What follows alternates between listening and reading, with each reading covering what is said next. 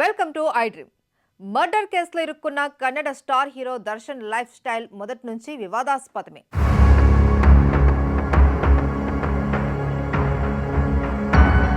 Light బాయ్గా సినీ జీవితం ప్రారంభించి అంచెలంచెలుగా ఎదిగి ఛాలెంజింగ్ స్టార్గా కోట్లాది మంది ఫ్యాన్స్ను సంపాదించుకున్నాడు దర్శన్.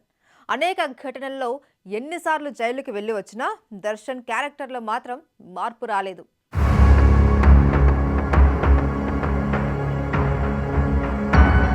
మొదటిసారిగా 2011 సెప్టెంబర్ 9న దర్శన్పై భార్య విజయలక్ష్మి వేధింపులు, దాడి, హత్యాయత్నం కేసు పెట్టింది. ఈ కేసులో దర్శన్ ఊచలు లెక్క పెట్టాడు. తర్వాత భార్యతో రాజీ కుదుర్చుకొని కేసు వెనక్కి తీసుకోగా జైలు నుంచి బయటకు వచ్చాడు. దర్శన్ జైలు పాలైన తర్వాత కూడా ఆయన సినిమాలు అఖండ విజయాలు సాధించాయి. సారథి వాటిలో మొదటి సినిమా.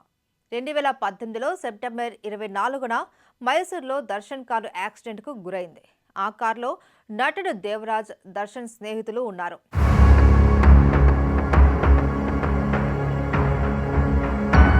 రెండు 2021లో మైసూర్లోని ఒక హోటల్లో వెయిటర్పై అటాక్ చేసినట్టు దర్శన్పై ఆరోపణలు వచ్చాయి.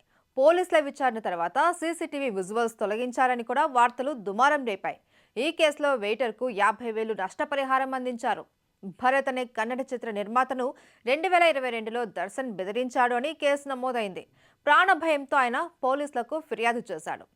వ్యక్తులపై దాడులు కాకుండా 2023 జనవరి 20న దర్శన్పై వన్యప్రాణుల సంరక్షణ చట్టం కింద కూడా కేసు నమోదైంది. 2023 అక్టోబర్ 28న పెంపుడు కుక్కను తనపై వదిలి దాడి చేయించాడు అని దర్శన్ ఇంటికి దగ్గరలో ఉన్న మహిళ పోలీసులకు కంప్లైంట్ చేసింది.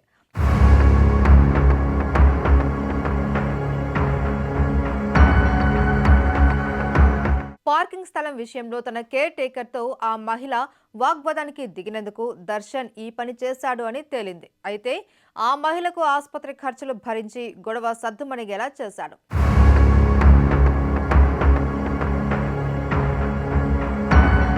రెండు 2024 జనవరి 4న బెంగళూరు సుబ్రహ్మణ్యపుర పోలీస్ స్టేషన్ పరిధిలోని ఒక హోటల్లో లైట్ నైట్ పార్టీ చేశారు అని దర్శన్ అండ్ గ్యాంగ్కు పోలీసులు వార్నింగ్ ఇచ్చారు.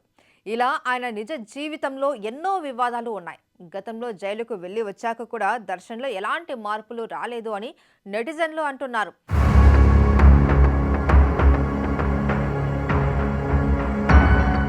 తప్పుల మీద తప్పులు చేస్తూ చివరకు ప్రియురాలు కోసం ఒక హత్యకు కారణమయ్యాడు అని వారు కామెంట్లు చేస్తున్నారు.